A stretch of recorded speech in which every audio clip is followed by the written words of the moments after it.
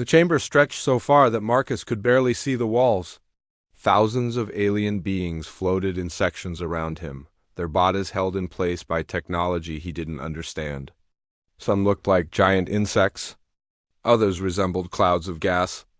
A few were just balls of light that pulsed different colors. Marcus stood in the center, trapped inside a column of blue light. He wasn't physically restrained, but he knew better than to try walking away.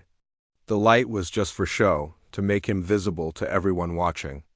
To make him feel small, he refused to feel small. The creature in charge was called Voronthal. It looked like a massive crystal that changed colors when it spoke. Right now it glowed deep red, which Marcus had learned meant anger or serious business. "We have reviewed all evidence about the humans," Voronthal announced. Its voice seemed to come from everywhere at once. "The species from the planet they call Earth. After 17 meetings, the Inner Council has reached a decision." Marcus kept his face blank. His heart pounded, but he wouldn't let them see his fear. Behind him, a huge hologram of Earth floated in the air. His home? 4 billion people who had no idea their fate was being decided by aliens in a courtroom millions of miles away. A creature that looked like a brain wrapped in tentacles moved forward. "The humans have broken 7 rules of the Harmonious Development Protocols. 7 violations in only 30 years. Most species might break 1 or 2 rules in 1,000 years." Another alien, this one covered in black armor plates, clicked its mouthparts together. They turned their satellites into weapons. They discovered fusion energy and immediately used it to build bombs. "They are too violent." Voronthal's crystal body turned orange. "Commander Webb, your government sent only you to defend your species. No lawyers, no cultural experts, just one soldier. This was a mistake." Marcus allowed himself a small smile. "With respect, I wasn't sent here to defend anything." The room went completely silent. Thousands of aliens stopped moving, stopped speaking. The only sound was the hum of the station's machinery. Voronthal turned bright yellow. Marcus recognized it as confusion. "Explain yourself." "My government got your summons 4 months ago," Marcus said calmly. "We had plenty of time to study your laws and figure out what you were going to do. We know the outcome already." The tentacle brain creature's appendages tightened. "You believe you know our judgment?" "I know you're going to quarantine Earth," Marcus said. "You're going to forbid anyone from visiting our solar system. You're going to mark our space as off-limits for, 800 years? Maybe 1,000? Several aliens made surprised noises. Voronthal's color shifted rapidly through several shades. "The standard quarantine period for aggressive species is 800 cycles, yes," the armored alien admitted. "This gives such species time to evolve peacefully or destroy themselves through war, right? Exile." Marcus nodded. "You've done this 17 times before to species you thought were too dangerous. Lock them away and forget about them." A new voice entered the conversation. This alien looked like living liquid metal, constantly shifting shape. "You speak as if you oppose this mercy, human. We could simply destroy your world. Quarantine is a gift?" "That's the interesting part," Marcus said. His smile grew wider. "We did something you didn't expect. We ran computer simulations. Thousands of them. Do you know what happens to a species like ours when you lock us in our solar system for 800 years with no outside contact and the knowledge that you're watching us?" Voronthal's colors changed rapidly. "You would prepare appeals for reconsideration. That is standard procedure." "No," Marcus said firmly. "We weaponize everything. We turn our entire civilization into a fortress. We assume that if you're watching us, you might eventually decide to kill us instead of just ignoring us. We develop technology alone, without your guidance, without any reason to trust you." The chamber erupted in noise. Aliens clicking, whistling, humming in distress. Marcus raised his voice. "You'll create exactly what you fear. In 800 years of isolation and paranoia, humanity won't become peaceful. We'll become unstoppable." A massive alien that looked like a walking mountain rumbled forward. "You threaten this council?" "Not a threat. A fact." Marcus kept his expression calm. But here's the thing. My government didn't send me to change your minds. We knew you'd vote for quarantine no matter what I said. I'm here for a different reason. Voronthal pulsed deep purple now. State your purpose, Commander. Marcus reached into his pocket and pulled out a small crystal data device. He held it up so everyone could see it. This contains Earth's official response to your verdict. But first, you need to understand something about humans. We evolved on a death world. Our gravity is stronger than most species can survive. Our air pressure would crush half the beings in this room. Our diseases are so aggressive that our immune systems are basically weapons. He paused, looking directly at Voronthal. We didn't become the dominant species on Earth by being nice. We got there by being better predators than anything else on our planet. And when we ran out of predators to fight, we fought each other. We've been at war for our entire history. The liquid metal alien flowed forward. This does not help your case, human. Maybe not, but it means we understand something you've forgotten during your thousands of years of peace. Marcus inserted the data crystal into a slot, and words appeared on screens throughout the chamber. Isolation isn't a punishment to us. It's preparation time. The message read, official response from EARTHW. Accept your quarantine. We will not appeal. We do not ask for mercy. We want 800 years of isolation when we return. You will meet us on our terms. Earth formally resigns from candidacy for council membership. The Sol system is now closed to all non-human traffic. Any ships approaching our sun will be considered hostile. Thank you for the warning.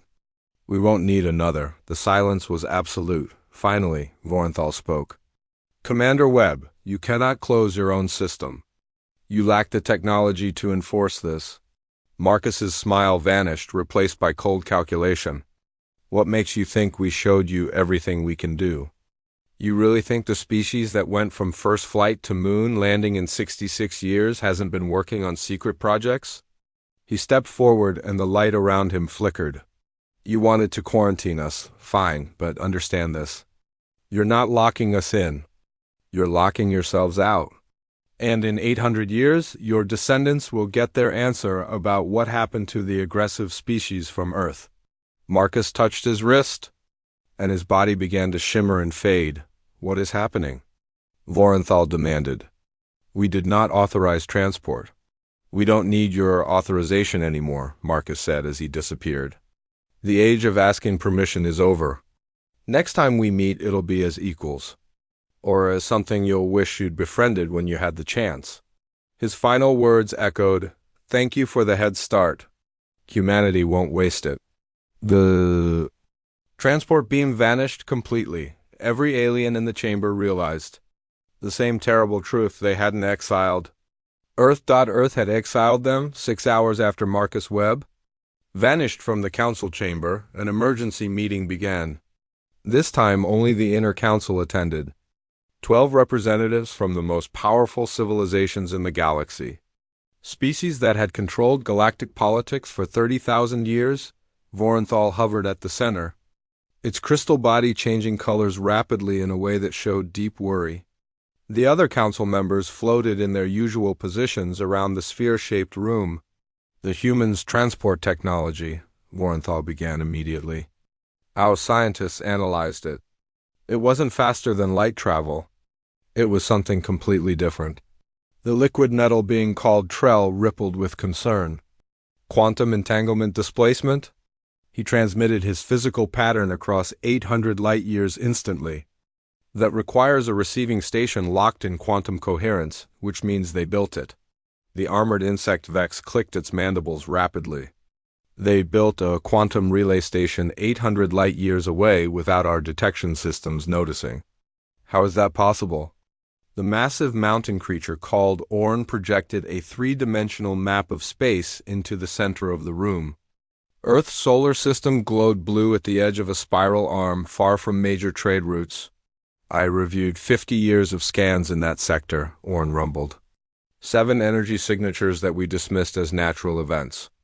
Stellar decay, pulsar emissions, dark matter fluctuations. Now, I believe they were construction events. 7 relay stations? Trell's liquid body became agitated. That's not just preparation. That's a network. They've been building infrastructure for years. Vorenthal glowed deep red. The question is, what else did they build that we didn't notice? We monitored their radio emissions and orbital activity. Standard observation for developing civilizations. Standard protocols for species following normal development, said Yix, the tentacle brain creature. Humans aren't normal. We should have realized that from their first broadcasts. They sent music and mathematics together. Art and weapon specifications on the same frequencies. They don't separate things the way logical species do. A new voice spoke, cold and precise. Tall rarely spoke in co. Until meetings, preferring to observe and calculate. When it did speak, others listened. The insect-like being's voice was flat and analytical.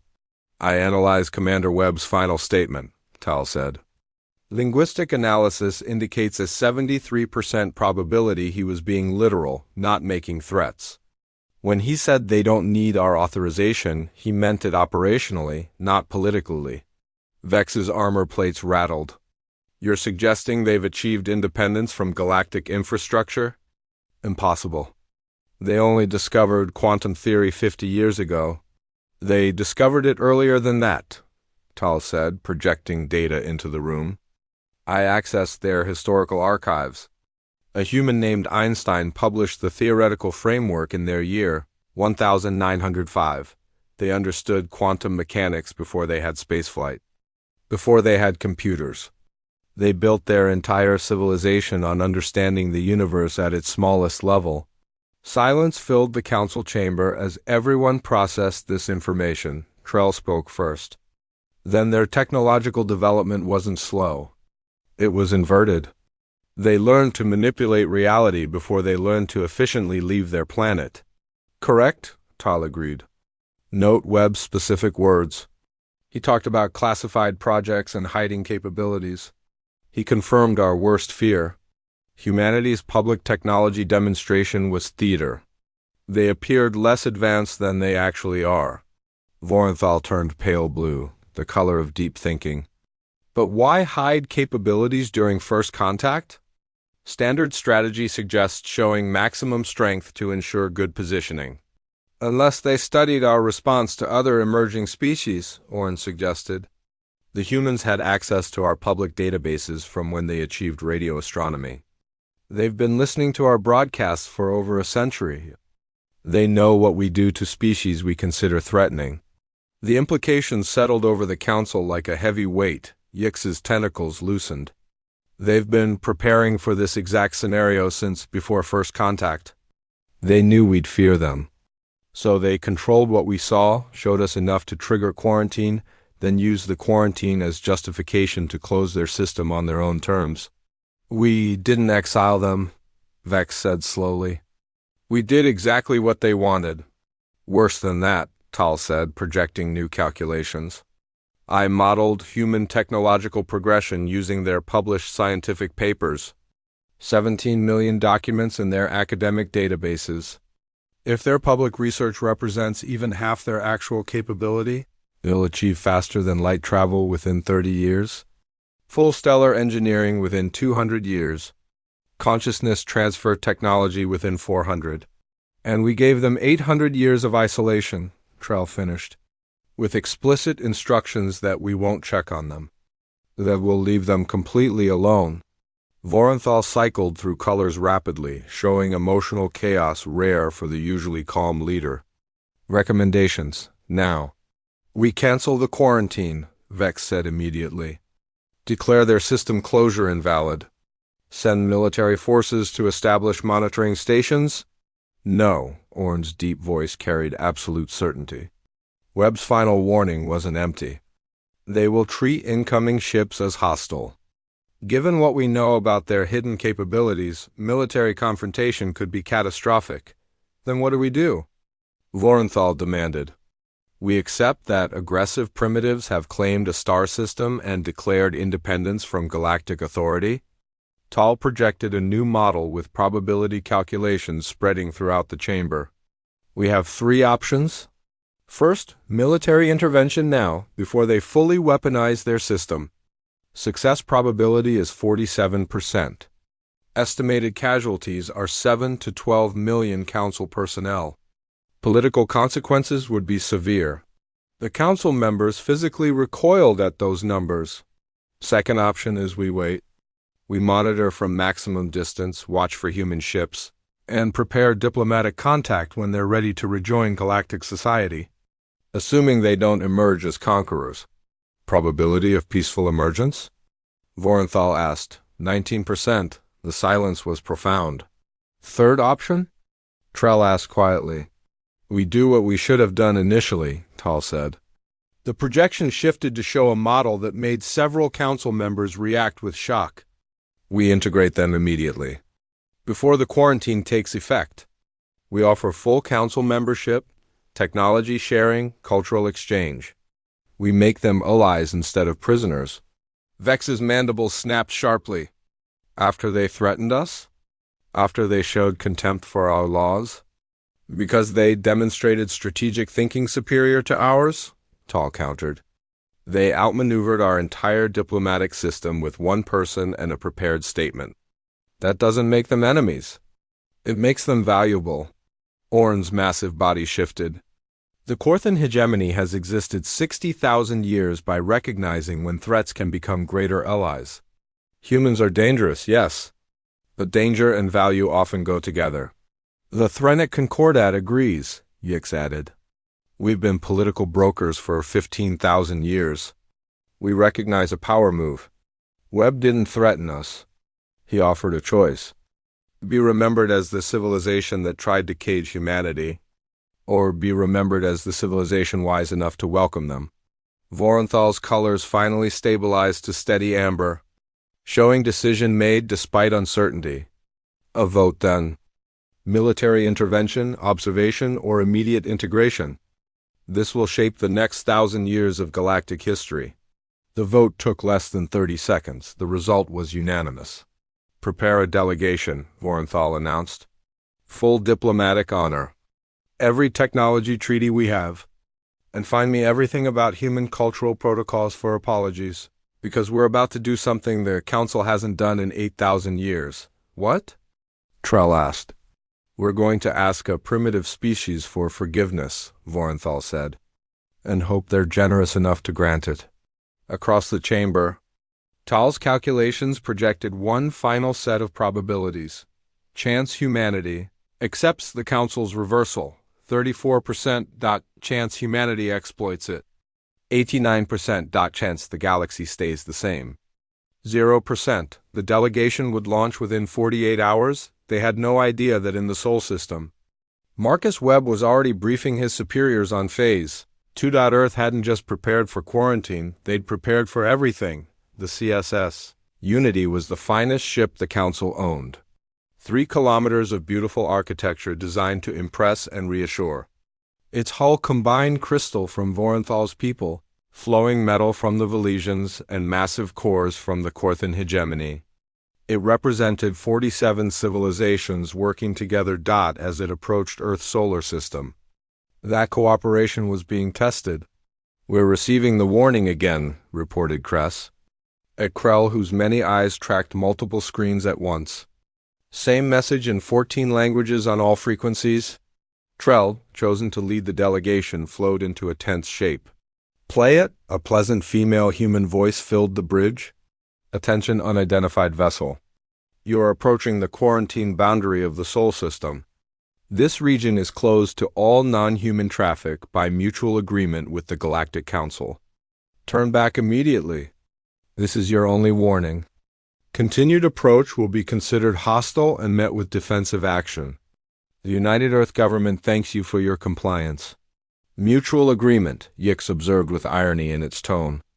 They're using our own quarantine as legal justification for closing their system.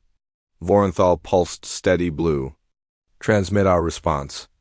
Diplomatic Code 1 Alpha. Highest priority. Kress worked to controls. Channel open. Trell spoke carefully. This is Ambassador Trell of the Galactic Council aboard the CSS Unity. We come with formal recognition of Earth sovereignty and an offer of full diplomatic relations. We request permission to approach Earth and present our credentials. We mean no harm. Silence followed. 10 seconds, 20, 30 dot, then a new voice, male and younger than expected. CSS Unity, this is Lieutenant Hayes, Earth System Defense. Stand by for authentication. Something in the officer's casual tone made Trell's liquid form ripple with unease. Too relaxed. Too confident. Like someone handling routine paperwork rather than unprecedented alien contact. Authentication received, Hayes continued. CSS Unity, you are cleared to proceed to Beacon Alpha 7. Do not deviate from the designated path. Do not activate scanning equipment. Do not deploy smaller craft. Failure to comply will result in immediate defensive action. Transmitting coordinates now.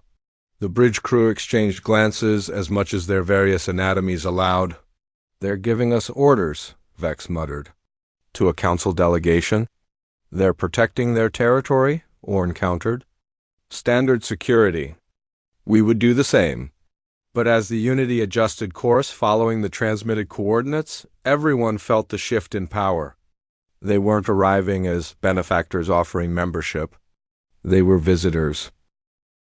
Being processed through someone else's security system, the CSS Unity followed the flight path deeper into the Sol system. And what they saw made everyone fall silent. Report, Voronthal commanded. Kress's voice carried a tremor despite his species' usual calm. I'm detecting 73,000 objects in orbit around the third planet. Correction, 147,000. The number keeps increasing as our sensors improve resolution. Show me, Trell demanded. The tactical display activated, and the delegates saw the truth about Earth. The planet was surrounded by a shell of defensive platforms, weapon satellites, shield generators, and structures whose purposes weren't immediately clear. The moon had been transformed into a fortress, its surface covered with installations and its interior filled with visible tunnel networks. Mars showed signs of massive terraforming operations. The asteroid belt had been partially organized into geometric patterns, suggesting industrial mining at incredible scale. Around Jupiter, 17 artificial structures orbited, each larger than the Unity itself. They've industrialized their entire system, Yix whispered. In 30 years. Impossible, Vex insisted. The energy requirements alone, ... 3 fusion reactors on the moon, Kress reported more steadily now. 7 in Mars orbit, 43 throughout the asteroid belt, and something around Jupiter that's producing energy signatures I can't identify. Tal, present through holographic link, spoke with unusual emotion. They're harvesting Jupiter's magnetic field, converting it directly to usable energy. That's theoretical technology. We haven't built working prototypes. The Unity continued forward, passing through maintained corridors in the defensive grid. More details became clear. The defensive platforms weren't just weapons. They formed an integrated network so complex that the Unity's computer needed 17 minutes just to map basic architecture. Each platform connected to dozens of others, creating redundancy that meant destroying hundreds would barely impact overall function. This isn't 30 years of construction, Orn rumbled. This is 300 years accomplished in 30. They've worked constantly since first contact. Or before, Trell suggested quietly. Remember Tal's analysis. They knew what we'd do. They've prepared since they first heard our broadcasts. The Unity received final approach instructions to Earth itself, directed toward a station orbiting at the equator. The structure was elegant despite obvious military function. A ring habitat capable of housing thousands, covered with docking ports and defensive weapons. Diplomatic Station 1. This is CSS Unity requesting final clearance, Kress transmitted. Unity, you are cleared for docking port 7. Welcome to Earth space. A different voice now, female and older, carrying authority. Ambassador Trell, I'm Director Lisa Grant, Earth's First Contact Division. I'll be your liaison. Please be aware your vessel will be restricted to the docking port for security. Any attempt to deploy scanning equipment or smaller craft will be considered hostile. Understood, Director Grant, Trell responded. We appreciate your hospitality. As the Unity maneuvered toward the dock, Voronthal gathered the delegation in the main conference room. The obvious doesn't need stating, the crystal being began. We are not in a position of strength. The humans have used quarantine isolation to build capabilities far exceeding our predictions. They've built an empire in their own system, Vex said. This isn't defense. This is preparation for expansion. Exactly why we need to integrate them now, Tal's hologram said. If they expand on their own terms, they'll have no reason to respect council law. If we offer partnership now, we establish cooperation framework. Trell rippled into formal configuration. I studied human negotiation from their databases. They value directness, demonstrated competence, and mutual respect. We should approach as equals offering alliance, not superiors granting favor. We're not equals, Vex protested. We're not, Orn agreed. But in this system, at this moment, we are guests. Among humans, there are strict cultural rules about guest behavior. I suggest we follow them. The docking clamps engaged with a solid sound that echoed through the Unity's hull. Magnetic lock sealed. Atmospheric pressure equalized, Voronthal pulsed steady amber. Remember, we're here to prevent war before it starts. Whatever your feelings about humanity's actions, we represent unified council position, integration, and cooperation. The airlock opened. Director Lisa Grant stood waiting, flanked by two figures in ceremonial military uniforms rather than combat gear. A gesture of respect, Trell recognized. Showing strength without threatening, Grant was older than Webb. Her dark hair streaked with gray, her face lined from stress and sleepless nights. But her eyes were sharp, assessing each delegate with practiced ease. High Arbiter Voronthal, Ambassador Trell, distinguished delegates, she said warmly but professionally. On behalf of the United Earth Government, I welcome you. I understand this isn't the meeting any of us anticipated 3 months ago. Director Grant, Voronthal responded. We appreciate your willingness to receive us despite recent tensions. We come with revised offer of council membership and technology sharing. Grant's expression didn't change, but Trell caught the micro-expression, a slight tightening around her eyes. Amusement? Satisfaction? That's very generous, Grant said. Though I suspect Commander Webb's performance at the council may have influenced timing. Direct, challenging, but not hostile. Trell approved. Commander Webb's presentation caused us to reevaluate our assessment, Voronthal admitted honestly. We made assumptions based on incomplete information. We're here to correct that error. Grant nodded slowly, then gestured toward the station interior. Then let's talk. We have much to discuss. But I should warn you. What Webb presented? That was just introduction. If you want to understand what humanity has become, you'll need to see for yourselves. She smiled. And it was the smile of someone holding very strong cards in a high-stakes game. Welcome to Earth, Ambassador. I promise this will be educational. As the delegation followed Grant into the station, Trell transmitted a private message to Tal. Your probability calculations may need revision. I don't think we're negotiating with a species seeking acceptance.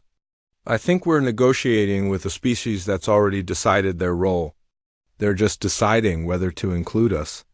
Tal's response came instantly. I know. That's what concerns me. What role have they chosen? The question remained unanswered as Director Grant led them deeper into humanity's domain. And on the moon, Marcus Webb watched the diplomatic proceedings through encrypted feeds and allowed himself satisfaction. Everything was proceeding exactly as planned. Phase 3 was about to begin. Director Grant led the council delegation through diplomatic station 1 efficiently, but Trell noticed she was taking an indirect route, showing them things deliberately. The station interior combined elegant curves suggesting aesthetic appreciation with brutally functional military architecture. Art installations featured both human works and alien pieces. sculptures from Krell artists, Valesian flow paintings, even a Corthan meditation stone. You've studied our cultures, Orn observed, his massive form carefully navigating corridors designed for various body types. Of course, Grant replied. You've broadcast into space for 30,000 years. We've listened for over a century. We know your music, mathematics, philosophy. We know your wars and peace treaties. We know which civilizations value direct confrontation and which prefer subtle negotiation. She stopped at a viewport overlooking Earth below, its surface glittering with city lights and orbital elevators. We know you better than you know us, she continued quietly, because you assumed we weren't worth knowing until we passed your technology threshold. We assumed everyone in the galaxy was worth understanding. The observation stung because it was accurate. Vorenthal's colors shifted to pale blue. You're right. We approached first contact with prejudice born of procedure. We saw you as case file 3047 rather than individuals. That was our failing. Grant turned, genuine surprise visible. Thank you for that, High Arbiter. Honest acknowledgement of error is rare in galactic politics from what we've observed. Perhaps we've done politics wrong, Yix suggested. You said Commander Webb's presentation was just introduction. What comes next? Grant checked her timepiece, an archaic mechanical device, not digital. A deliberate choice displaying craftsmanship. We're meeting the Joint Security Council in 1 hour. They'll explain what we've built and why. But first, someone wanted to speak with you personally. She touched a control panel. A door opened, revealing a small conference room. Sitting at the table, in a simple civilian suit rather than military uniform, was Marcus Webb. The commander stood as they entered, offering a slight bow of respect between equals. High Arbiter, Ambassador, Counselors. Webb's voice carried none of the confrontational edge from the council chamber. Thank you for coming to Earth. I know it wasn't easy. You made it necessary, Vex said sharply. Your performance was deliberately provocative. It was deliberately honest, Webb corrected, gesturing for them to take seats or positions. Everything I said in the council was true. Humanity would weaponize isolation. We would become what you feared? That's not threat. It's what we are. He tapped the table surface. A holographic display activated, showing a branching probability tree. We ran every scenario. In 93% of futures where Earth gets quarantined, we emerge as aggressive expansionist power. In 87%, we eventually fight the Council. In 41%, we win? The numbers hung like an indictment. So you engineered this outcome, Tal's holographic projection said. You manipulated us into offering integration by making alternatives unacceptable. Webb's expression didn't change. Yes, the simple admission caught everyone off guard. Trell expected denial, justification, diplomatic evasion. Not calm confirmation. Why admit it? Vorenthal asked. You achieved your goal. We're offering membership. You could accept and let us believe it was our idea. Because that's not the relationship we want, Webb said with genuine emotion now. We don't want membership through manipulation. We want partnership built on honesty about our capabilities and concerns. He stood, moving to the viewport. Earth filled the view. Director Grant was right. We know you. All of you. We studied every species in the Council for decades. We know Krell value combat prowess. Valesians appreciate elegant problem-solving. Corthan respect age and wisdom. Threnic excel at information synthesis. Webb turned back. And we know every species in the Council got there by being best at something. Krell dominated militarily. Valesians created unmatched technologies. Corthan outlasted everyone. Threnic connected everyone. Your point? Vex demanded. My point is humanity's strength isn't any single capability. It's adaptation. Webb touched the display again. The view shifted, showing human history. Cities rising and falling. Technologies evolving. Cultures blending and splitting. We don't just build tools. We become what we need to become. You isolate us? We become fortress builders. You offer partnership? We become collaborators. You threaten us. We become warriors. That's not strength, Yix said quietly. That's lack of stable identity. Or it's the ultimate identity, Grant said from the doorway. We're the species that survives, however necessary. Whatever it takes, Orn rumbled thoughtfully. You're saying humans are civilizational generalists, capable of matching specialist civilizations at their specialties, given motivation and time. Not matching, Webb corrected. Exceeding. Because while you spent 10,000 years perfecting one approach, we spent 10,000 years trying everything and keeping what works. He gestured to the viewport.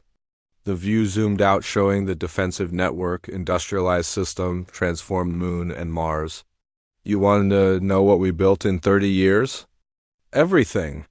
Kinetic weapons based on Krell designs but optimized through human combat theory. Energy shields using Velesian technology but powered by fusion reactors we designed. Construction automation inspired by Corthan efficiency but scaled through human manufacturing. Information networks modeled on Threnic architecture but integrated with our digital technology.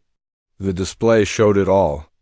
Every technology, every innovation, every synthesis of alien concept and human execution.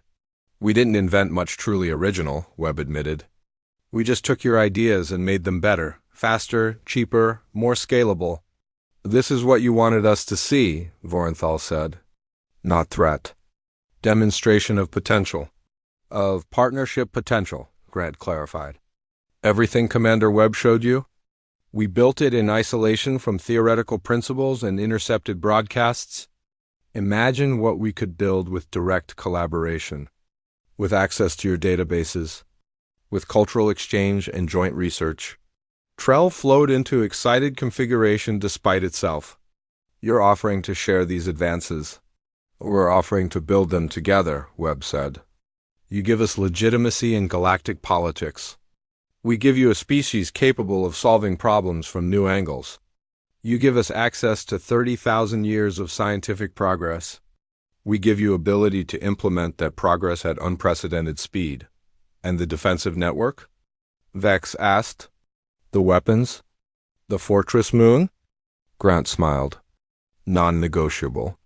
Earth's security is Earth's responsibility. But we're not planning expansion. We're planning defense in depth. The galaxy is dangerous, and we've only been part of it 30 years. We'd be foolish to assume you're the only species out there. Silence as the delegates processed this. Everything made strategic sense. Everything was reasonable. And yet, you're still hiding something, Tal's projection said. This is too perfect. Too calculated. What aren't you telling us? Webb and Grant exchanged glances. Silent communication between partners confirming a decision. You're right, Webb said. There's one more thing. But we can't tell you. We have to show you. He touched controls. This is Commander Webb, Authorization Alpha 7 Zeta. Initiate Revelation Protocol. The lights dimmed. The holographic display expanded, filling the space with an image that made every delegate freeze. It showed a ship. Not human design. Not any design in Council databases. And it showed trajectory. Inbound toward galactic space from the void between spiral arms. 3 months ago, Grant said quietly, our long-range detection picked up an anomaly. A vessel traveling at 0.97 light speed. Not using jump gates. Not following known paths. Just coming straight toward Council space. Vex's mandibles clattered. Impossible. Nothing travels that speed through normal space. The energy requirements. We know, Webb interrupted. We've been tracking it, analyzing it, trying to understand it. 3 days ago it changed course. The trajectory updated, heading directly toward Earth. Estimated time to Sol system, Grant said steadily, is 473 days. Whatever it is, it's coming for us. And given its technology profile, we don't think first contact will be peaceful. Vorenthal's colors cycled rapidly. Why didn't you inform the Council immediately? We have defensive resources. That you would deploy to protect your territory, Webb finished. Not ours, not a quarantine system you'd written off. By the time you verified the threat and mobilized, that ship would be here. Orn's form shifted, creating deep rumbling distress. So the defensive network, the weapons, the industrialization, you weren't preparing for us. No, Grant confirmed. We were preparing for them. Whatever they are. Trell understood now. The entire picture clicking into focus. The quantum relays. The energy harvesting. The fortress moon? You built a defensive network capable of standing against technology centuries beyond your own. In 30 years. Because we had to, Webb said simply. And now we're asking, are you going to help us? Because that ship? It's not stopping at Earth. Your territory is directly beyond us. If we fall, you're next. Silence except for soft station systems hum. On the display, the unknown vessel continued its approach. A countdown clock ticking away days until arrival.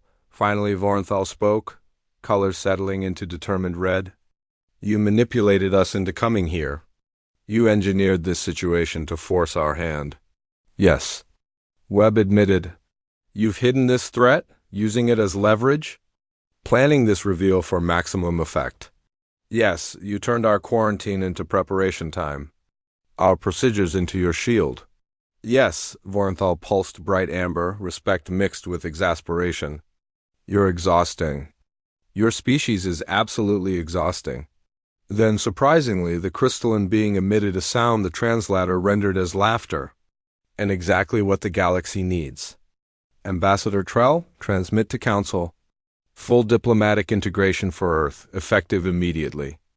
And mobilize defense fleet. We have 472 days to prepare for war. 472 days. The countdown began when the Council delegation left Earth carrying authorization codes, technology specifications, and something no quarantine species should possess, a seat at the Galactic Security Council. Now, with 17 hours remaining until the unknown vessel reached the Sol system, every screen in the Council Joint Operations Center displayed the same image. A ship of impossible geometry still accelerating. Commander Marcus Webb stood at the central tactical display, surrounded by holographic representations of fleet commanders from 47 different species. The room hummed with overlapping translations. But everyone's attention was locked on one thing. They were losing the simulation. Again. Reset to Mark 7? Admiral Kren of the Krell Armada commanded, mandibles clicking with frustration. Titan formation by 0.3 astronomical units. The tactical display rewound, showing the combined galactic fleet repositioning for the 18th attempt to intercept the incoming vessel. Webb watched the same pattern. Initial contact. Opening salvo. The unknown ship's impossible maneuvers. Then systematic dismantling of the galactic defensive line. It's not working, said General Torres, Earth's representative to Joint Command.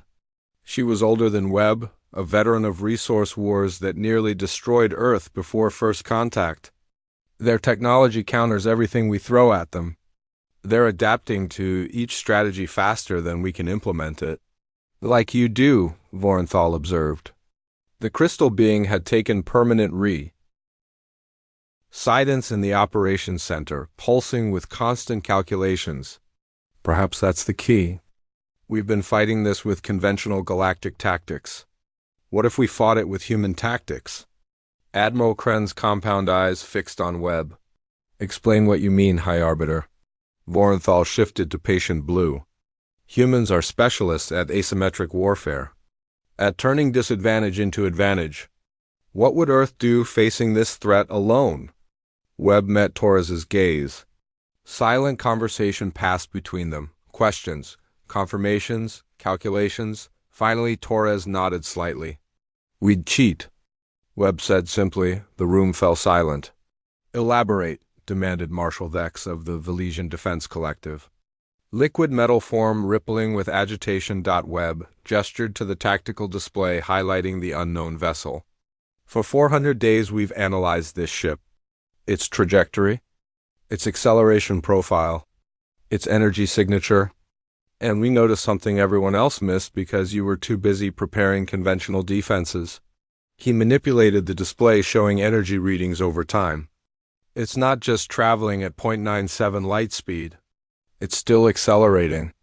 0.001% per day. Sustained, constant, mathematically perfect. Which means what? Kren asked. Which means it's not being piloted, Torres answered. No biological entity could maintain that kind of precision over 400 days. It's automated. Probably has been for decades. Maybe centuries. Overseer Tal's holographic projection leaned forward. An autonomous vessel. But to what purpose? We think it's a probe, Webb said. Not a warship. Not invasion force. A probe designed to gather intelligence on whatever it encounters. The weapons we've modeled are defensive. Meant to protect the probe while it collects data. Director. Grant appeared on a secondary display transmitting from Earth. 3 days ago, our linguistics team finished analyzing electromagnetic emissions from the vessel. It's broadcasting. Has been the entire time. A repeating pattern in mathematical language. She touched controls. The pattern-filled displays, elegant, complex, unmistakably intentional. It's asking questions, Grant continued. Over and over. What are you? How do you build? How do you think? How do you fight? It's a first contact protocol. Possibly the most sophisticated ever created. And it's been traveling through space at least 6,000 years based on trajectory. The implications settled over the operations center. Marshal Vex flowed into agitated configuration. Then we don't need to fight it. We need to answer it. We tried, Tal said rapidly. 17 different communication attempts using standard galactic first contact protocols. It ignored all of them. Because we used methods too similar to our own thinking. The probe is looking for something specific. Novelty, Webb said quietly. It's looking for intelligence different from its creators. That's why it kept coming even after the Council tried communicating. Your responses were too predictable. Too rational. Too much like what a sufficiently advanced civilization would expect. Vorenthal's colors shifted rapidly. But humanity's responses wouldn't be predictable. You're irrational, creative. You approach problems from angles no rational species would consider. Exactly, Grant said from Earth. So we're going to do something no one expects. We're going to invite it in. The operations center erupted in protests. Dozens of species objecting simultaneously in chaos of clicks, whistles and harmonic frequencies. General Torres raised her voice. Listen, we've spent 400 days preparing for war. Building weapons platforms. Coordinating fleet positions. Running combat simulations. And every scenario ends in catastrophic casualties because we're trying to destroy something technologically superior. She gestured to the countdown clock. 17 hours. That's all we have. We can keep preparing for a battle we'll lose, or we can try something different. You want to gamble the entire Sol system on a hypothesis, Kren stated flatly. We want to gamble our system, Webb corrected. Earth system. Our responsibility. The galactic fleet can maintain position at the outer marker. If this goes wrong, you fall back and implement Protocol 17? Protocol 17. Scorched Earth strategy. Orbital bombardment of the Sol system to deny the probe useful data, followed by full military mobilization across galactic space. The nightmare scenario they'd all hoped to avoid. And if you're right? Vorenthal asked. If this works? Grant smiled. Then Earth becomes the bridge between the Council and whoever sent this probe. We become translators, intermediaries, the species that made first contact with the first contact probe. Silence, then Orn rumbled with what might have been laughter. 60,000 years my species has existed. We've seen empires rise and fall. We've witnessed thousands of first contacts. And never have we seen a species leverage a crisis into diplomatic advantage before the crisis has even resolved. Is that a yes? Torres asked. It's acknowledgement that human audacity is either brilliant or suicidal, Orn replied. Possibly both. Very well. The Corthan hegemony supports Earth's plan. But we maintain fleet position as backup. One by one, other species agreed. Some enthusiastically, others reluctantly, but all recognizing the same truth. Conventional tactics had failed 18 times. Time to try the unconventional. 16 hours, 43 minutes. Webb stood in Lunar Base Prime Command Center watching the defensive network power down. Every weapons platform, every shield generator, every kinetic launcher, all going dark, all transmitting the same message on the frequency the probe had broadcast. On for 6,000 years, the message was simple. We are listening. Come talk, but the real message, the one Webb knew would matter, was in how they'd structured it, not as mathematical perfection, not as logical sequential communication, but as art. Director Grant had composed it personally. A mathematical poem describing Earth's chaotic beauty, humanity's contradictory nature, the galaxy's diverse civilizations all learning to cooperate despite differences. It was messy, emotional, irrational. It was human. Do you think they're out there? Torres asked quietly. The species that built this thing? I think anyone capable of building a probe that functioned perfectly for 6,000 years is probably still around, Webb replied. Question is what they'll think when their probe sends back data about us. That we're dangerous? That we're interesting, Webb corrected. Dangerous they can handle. Boring they can ignore. But interesting? That's worth making contact with. 10 hours, 17 minutes. The probe crossed the heliopause entering Sol system space. The galactic fleet held position at the outer marker. Weapons powered but not locked, waiting, watching on Earth. 4 billion humans held collective breath. 3 hours, 8 minutes, the probe adjusted trajectory. No longer heading for Earth, but instead taking orbit around the Sun itself. A position where it could observe all inner planets simultaneously, then it began transmitting again. Not the same repeating question, but something new. The translation came instantly. Grant's linguistics team had prepared, recognized, novel architecture detected. Novel social patterns detected. Novel problem-solving methodology detected. Classification, interesting. Requesting cultural exchange. Parameters, reciprocal information sharing, voluntary participation, mutual benefit. Webb felt tension in the command center transform. Not relief.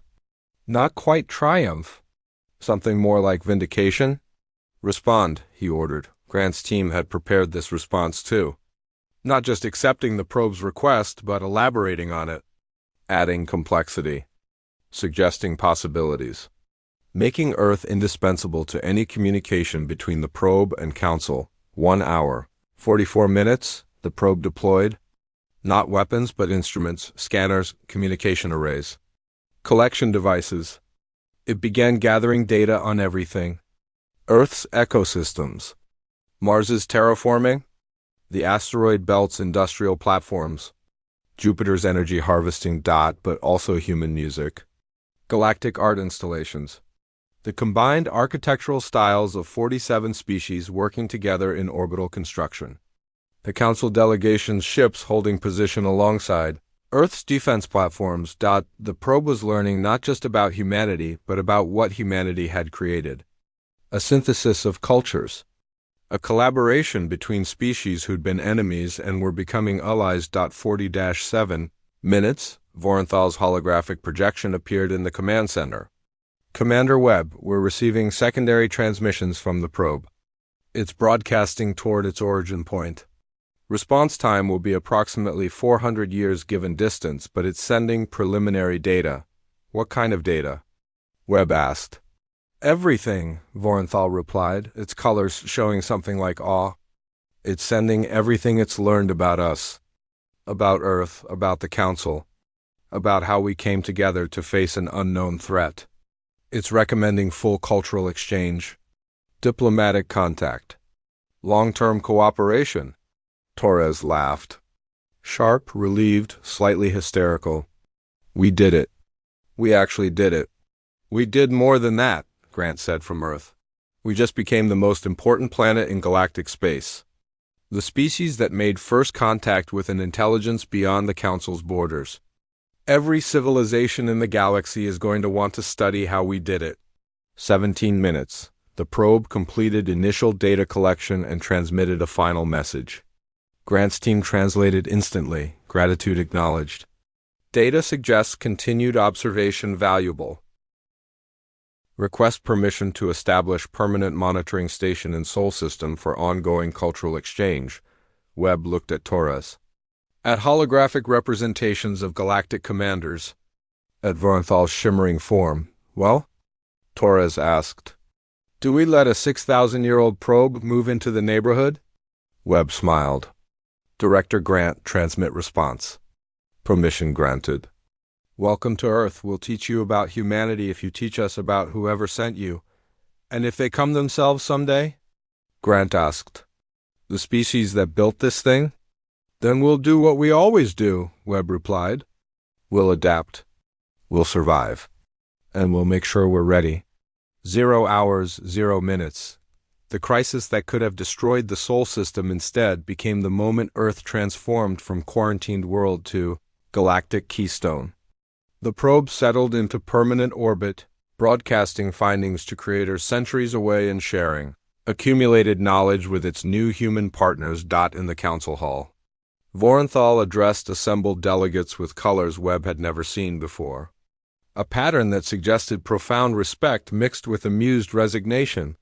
472 days ago, Vorenthal began, we came to Earth offering integration. We thought we were doing them a favor. We were wrong. The crystal being pulsed bright amber. Earth didn't need the Council. The Council needed Earth. We needed their audacity. Their willingness to approach the impossible as merely improbable. Their talent for turning every crisis into opportunity. They manipulated us, Vex said, but there was no heat anymore. Just weary acknowledgement. They saved us, Orn countered. Without Earth's unconventional thinking, we would have fought that probe. Many would have died, and we would have made an enemy of whoever sent it. Instead, we have a potential ally. A bridge to civilizations we didn't know existed. Humanity, Vorenthal concluded, is everything we feared and nothing like we expected. They are dangerous, yes. They are unpredictable. They are exhausting to work with. And they are absolutely essential to the Council's future. The vote was unanimous. Earth didn't just get membership.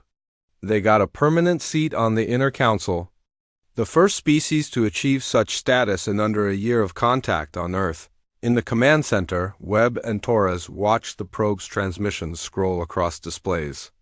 6,000 years of collected knowledge, freely shared.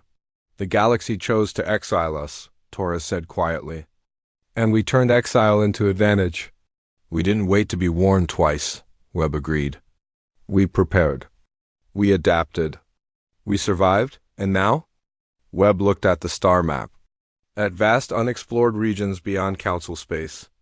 At unknown civilizations that might be out there sending their own probes, asking their own questions. Now we do what humanity does best, he said. We explore. We learn. We grow. And we make sure that whatever else the galaxy throws at us, we're ready, even if it takes another 800 years? Webb smiled. We won't need that long. We're human. We'll figure it out in half the time and still have energy left over to surprise everyone. Outside the windows, Earth turned beneath them. Blue, beautiful, and protected by combined might of 47 species who'd come together. Because one stubborn species refused to accept exile, the galaxy had chosen to warn humanity once. Humanity had ensured the warning would never need repeating, and somewhere in darkness between stars, a probe transmitted findings to creators who wouldn't receive them for 4 centuries, describing a species that had turned isolation into strength, crisis into opportunity, and exile into empire. The message concluded with single observation that would, in time, become the defining characteristic of humanity in galactic records. Classification, interesting. Recommendation, continued observation. Warning, underestimation, inadvisable. These beings excel at exceeding expectations. 400 years later, when the probe's creators finally received that message, They would agree, and they would come to Earth not as conquerors or judges, but as the only thing humanity had ever really wanted from the galaxy. Retry Claude can make mistakes. Please double-check responses.